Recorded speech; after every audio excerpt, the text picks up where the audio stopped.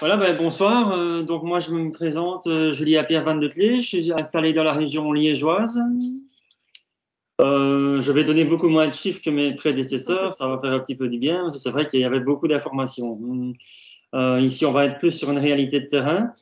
Je ne peux faire part évidemment que de mon expérience, et toutes les informations que je vais donner n'engagent que moi et que ce que j'ai vécu pendant ces 30 années d'expérience. Donc voilà, à peu près une trentaine d'années que je suis producteur de fruits et légumes, une quinzaine d'années d'abord en lutte intégrée, et puis à peu près une quinzaine d'années en bio. Pour situer un peu l'entreprise, on travaille sur un petit 6 hectares de surface, avec une forte diversification. Donc, ça va d'une surface assez importante en fraises, une belle surface de tunnels, une surface d'asperges, une surface de rhubarbe et à peu près 2 tiers de la superficie en légumes de plein champ. Je travaille sur l'entreprise depuis le début avec mon épouse et on représente maintenant à peu près l'équivalent de six équivalents temps plein euh, qui sont qui sont réalisés prestés à 90% par des personnes qui ont un statut de saisonnier. Donc, on fait varier les contrats de saisonniers en fonction de la nécessité de main-d'œuvre, de la saison et du nombre de cultures qui sont en route. Donc, c'est pour juste donner quelques petites informations pour me situer. Alors, je pense que le sujet qui nous intéresse le plus aujourd'hui, c'est la commercialisation. Donc, j'ai eu, comme on l'a dit, comme je l'ai dit au début, deux phases dans ma carrière. Donc, le début qui était surtout en lutte intégrée, où là, je travaillais principalement avec la grande distribution, avec des grossistes et avec la veille ligne.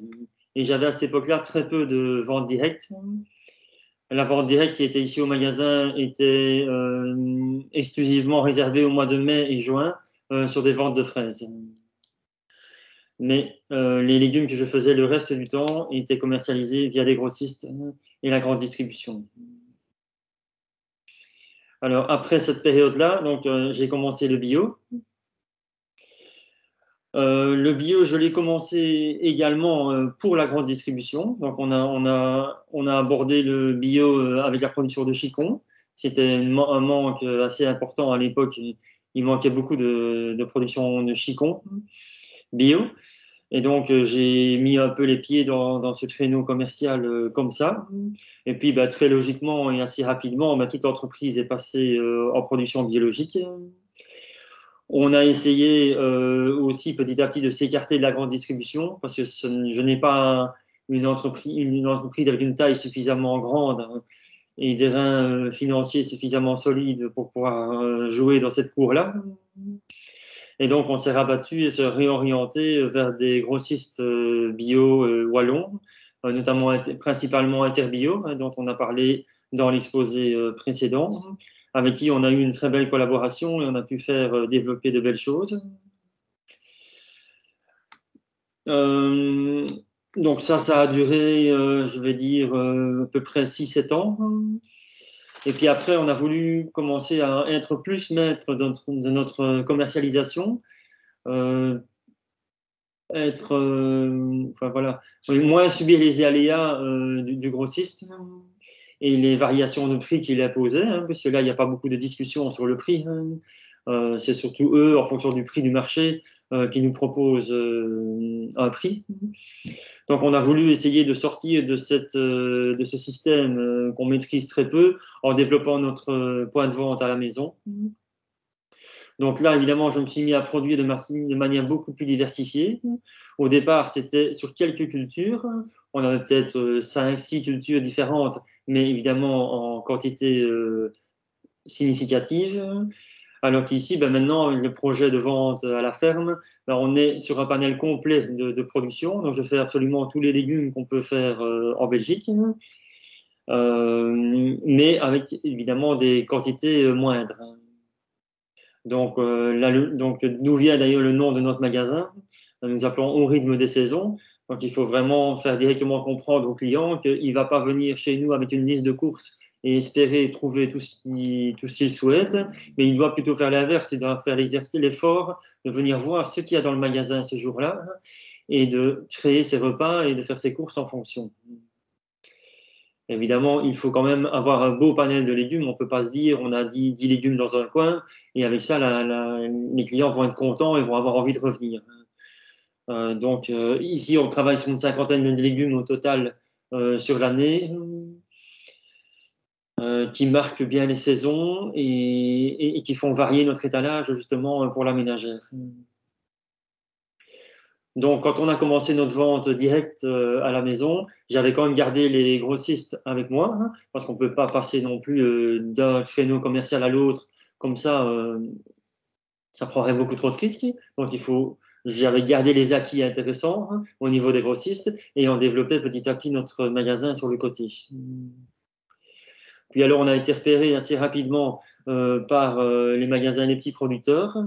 C'est une coopérative de producteurs qui se développe très fort sur la région liégeoise ici. Mais comme l'ont dit mes prédécesseurs aussi, c'est un système de vente qui se développe un peu partout en Wallonie. Et donc, on est resté sur la même philosophie. On fait toujours autant de légumes pour eux. On fait toujours autant de légumes. On les fait d'abord pour notre magasin. Et puis alors, on planifie chaque hiver toute une gamme de légumes que eux vont nous acheter. Donc là, ça nous offre aussi une bonne sécurité de vente et de prix, parce que voilà, on définit en hiver, il faudra X centaines de kilos de tomates, par exemple, pour la saison prochaine. On peut discuter des prix, ils sont beaucoup plus ouverts, évidemment, qu'un magasin ou qu'un grossiste. Et, et nous, ça nous offre une belle sécurité de vente et donc de commercialisation.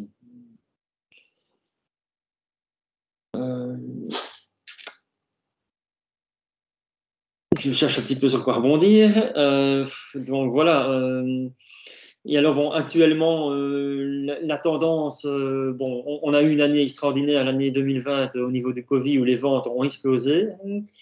Cette année-ci, tous les producteurs ont l'air en général de tirer un peu la langue parce qu'on a difficile de retrouver le niveau de vente des non-légumes de 2019.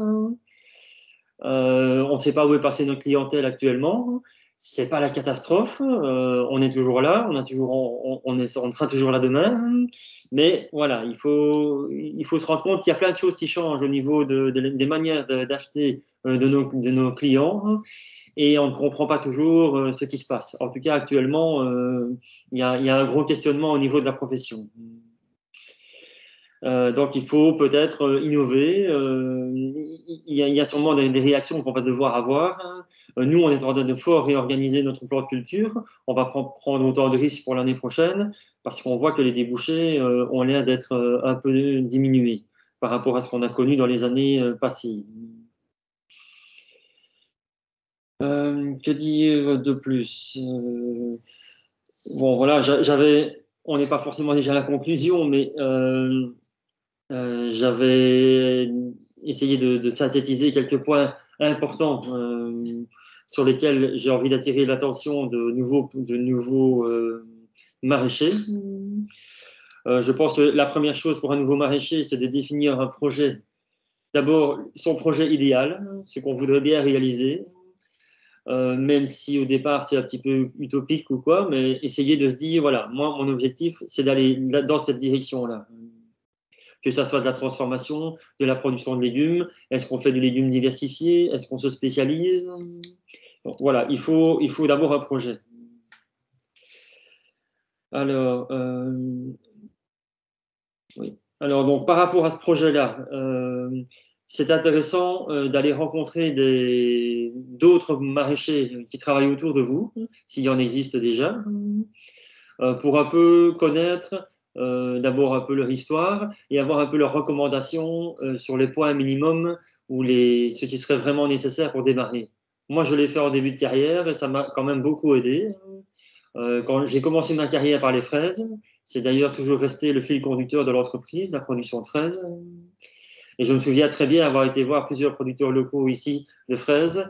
Et ce qui en était ressorti, c'est qu'il fallait absolument à cette époque-là, leurs conditions de base, c'était il faut de l'eau et il faut une chambre froide. Donc, je m'étais appliqué à d'abord résoudre ces deux problèmes-là, avoir une bonne chambre froide et avoir une alimentation en eau suffisante. Et puis après, ben, à partir de là, c'est du travail et de la volonté. Donc, et voilà, je vois que ces points de l'époque qui m'avaient été signifiés par les collègues m'ont bien aidé à me mettre dans une bonne direction dès le départ. Alors, il faut aussi, par rapport à beaucoup de projets de diversification maraîchère que j'entends parler autour de moi, il faut, je pense, être très attentif aux conditions dans lesquelles vous voulez réaliser vos cultures. Donc, faire très attention à votre climat et au type de sol que vous avez. Je vois vraiment beaucoup de jeunes maraîchers et beaucoup de jeunes producteurs qui se lancent et qui sont dans des situations, mais des fois proches de la catastrophe. On n'imagine pas d'aller faire des légumes en haut de Belgique, par exemple, et de se dire on va arriver à en vivre correctement toute l'année. Mais pourtant, certains y croient. Et on ne sait pas, on sait difficilement les faire changer d'avis quand ils sont dans leur projet parce qu'ils ont vraiment pensé leur truc et ils se disent, ben non, ça va aller, ça va aller. Ben, il y a quand même une réalité. On fait un produit naturel, on y ajoute assez peu d'artifices au niveau des méthodes de culture. Bon, ici, moi, toute mon entreprise, il n'y a pas de tunnel chauffé, donc on doit vraiment faire avec le climat que la petite serre en plastique peut apporter. Et donc, quand on est dans des conditions vraiment très dures de production, ça ne suffit pas. On ne peut pas se dire on va faire une tomate, je vais dire à Malmedy, et avoir juste des tomates à partir du 15 août jusqu'au 30 septembre, et puis c'est fini. On ne peut pas amortir une culture et une serre sur cette période-là. Ce qui est, je pense, aussi souvent la cause de certains échecs au niveau d'autres producteurs bio, de nouveaux petits producteurs bio. Ou alors, il faut penser son projet en se faisant beaucoup d'achats et reventes.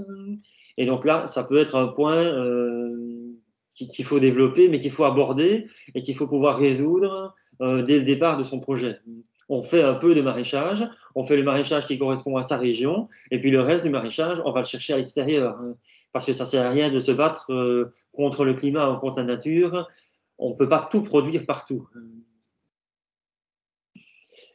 Bon, là, j'ai mis surtout l'accent sur le climat, mais la qualité des sols se situe à peu près au même niveau.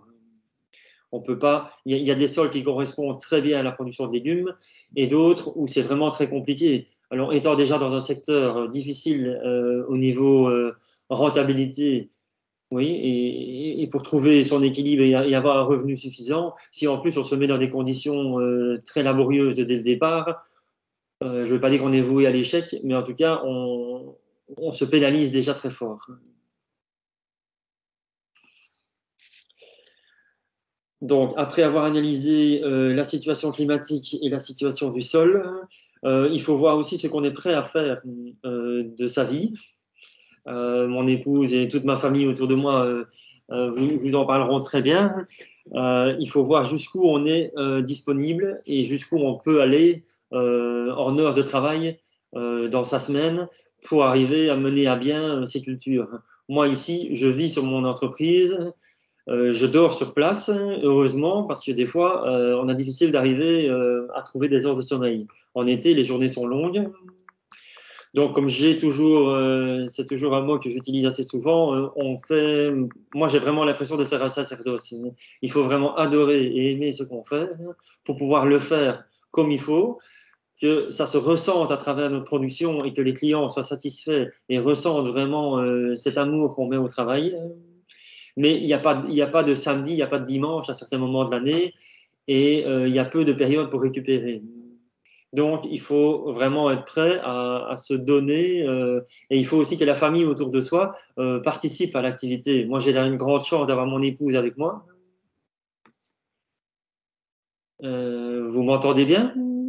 Oui, oui. Oui, oui, voilà. Okay. Oui, oui. Donc, j'ai la chance d'avoir mon épouse avec moi et donc il comprend très bien la situation, qui comprend pourquoi je me lève des fois aussitôt et je rentre aussi tard. Parce que sinon, ça ne fonctionnerait pas. Il faut pas apporter un suivi régulier c'est moins, peut-être, ça paraît moins contraignant qu'un animal. Hein, celui qui fait de l'élevage animal pour le revendre ou pour le commercialiser, ben là, lui, forcément, tous les jours, l'animal, il a besoin de boire, de manger et d'avoir ses soins et son suivi. Mais une plante, c'est un peu la même chose aussi. Je ne peux pas laisser mon plant mourir au plein soleil en été, donc il faut l'arroser régulièrement, il faut aérer les tunnels, voilà, il y a un tas de tâches journalières à faire qui doivent être faites. Sinon, on met sa production en péril. Donc, un point important, le nombre d'heures que l'on peut consacrer à son activité. Alors là, je rebondis un peu sur sur le deuxième point que j'avais dit. Donc, les rencontres que j'ai fait avec les autres producteurs autour de moi, ils vont vous donner peut-être certaines pistes ou euh, allez, certaines conditions sine qua non qu'il faut remplir pour pouvoir commencer l'activité. Et là, je pense que c'est vraiment très important de pouvoir dire, je les remplis, j'ai les moyens de remplir ces conditions. Et alors, oui, j'avance, je continue à étudier mon projet et idéalement, je le mets en route. Ou alors, si directement on voit que ça ne fonctionne pas, on n'arrive pas à remplir les conditions minimum, il faut pouvoir dire stop. Parce que sinon, on se met à nouveau, comme face aux problèmes de climat, face aux problèmes de sol, dans une situation trop laborieuse pour démarrer une activité. Je ne veux pas faire peur, je ne veux pas effrayer. Des maraîchers, je pense qu'il n'y en aura jamais assez. Donc, c'est un secteur qui doit être développé, mais c'est un secteur qui n'est pas facile du tout hein, et dans lequel on doit vraiment mettre toutes les chances de son côté. C'est pour ça que je me permets, avec mon expérience, d'attirer vraiment votre attention sur tous ces points. Alors, quand on a fait attention à peu près à tous ces points-là, on doit aussi pouvoir faire le point de la concurrence, entre guillemets, mais en tout cas de l'environnement dans lequel on se trouve au niveau de production maraîchère. Il y a certaines régions de Belgique qui sont un peu saturées pour l'instant. Les producteurs ont quand même de plus en plus difficile. Nous, ici, sur notre région, j'ai le pays de Herve à côté de Liège, où là, ben, il y a vraiment saturation et il y a certains maraîchers qui arrêtent parce qu'ils n'arrivent plus à trouver suffisamment de clientèle. Ils sont tous un sur l'autre en train de se battre pour essayer de garder la tête hors de l'eau. Donc, on a des échecs ici de la région. Mais il y a d'autres régions où il y a vraiment encore beaucoup de place à prendre. Donc, il faut vraiment bien analyser la région dans laquelle on veut commencer son activité. Et alors, ben, sur base de tout ça, donc, on sait à peu près dans quelle direction on voulait aller. On connaît, on a étudié et fait attention à ce qu'on pouvait réellement réaliser dans nos régions et dans nos conditions de culture. On a fait attention à ce qui existait déjà sur le terrain. Et puis à partir de là, on doit faire aussi attention, la partie aussi très importante, le circuit de vente. Donc là, je pense que mes prédécesseurs ont vraiment bien brossé le panel des possibilités. Finalement, il y avait même des possibilités que je ne connais pas bien. Euh, voilà. Moi, je me suis, en tant que moyen producteur, hein, je veux dire, je ne me considère pas comme un petit producteur.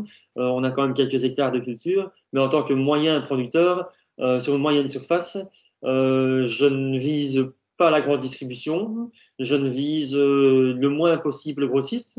J'y vais encore pour, on va dire, une partie de ma commercialisation de fraises. Parce que comme j'ai dit, c'est toujours la colonne vertébrale de mon entreprise et ça le reste toujours même en bio. Et donc là, on fait quand même un beau volume de fraises et sans un grossiste derrière soi, c'est difficile de pouvoir tout écouler. Mais le reste, mon orientation a vraiment été prise clairement vers les coopératives de producteurs, où là, j'ai un engagement de leur part au niveau des plannings de culture, j'ai un soutien au niveau des prix, et donc je sécurise au maximum tous mes risques de commercialisation en travaillant à travers ces coopératives. Et ça, c'est vrai, ça se développe partout à Wallonie, et donc je pense que quasiment dans chaque région, il y a un partenaire à aller rencontrer et toquer et voyez s'ils sont encore demandeurs de maraîchers et s'il y a encore des opportunités ou des choses, ou des articles qu'ils cherchent à développer. Voilà, dans les grandes louches ou dans les grandes lignes, ce que je voulais un peu faire passer comme message. Donc, comme je le rappelle, je veux vraiment pas effrayer le secteur, au contraire, mais il faut être réaliste. Vous vous engagez dans un métier qui est difficile et qui est dur et contraignant, et donc il faut partir avec déjà un maximum d'atouts de son côté. Et pas se dire, on va planter, on verra bien, et croisons les doigts que ça se passe bien. Parce que malheureusement, ces derniers temps, il y a eu des échecs aussi, avec des gens qui pensaient aussi que tout allait aller comme sur des roulettes, que la clientèle est là. Oui, elle est là, mais il faut pouvoir la convaincre, la faire venir jusque chez vous et, euh, et la fidéliser.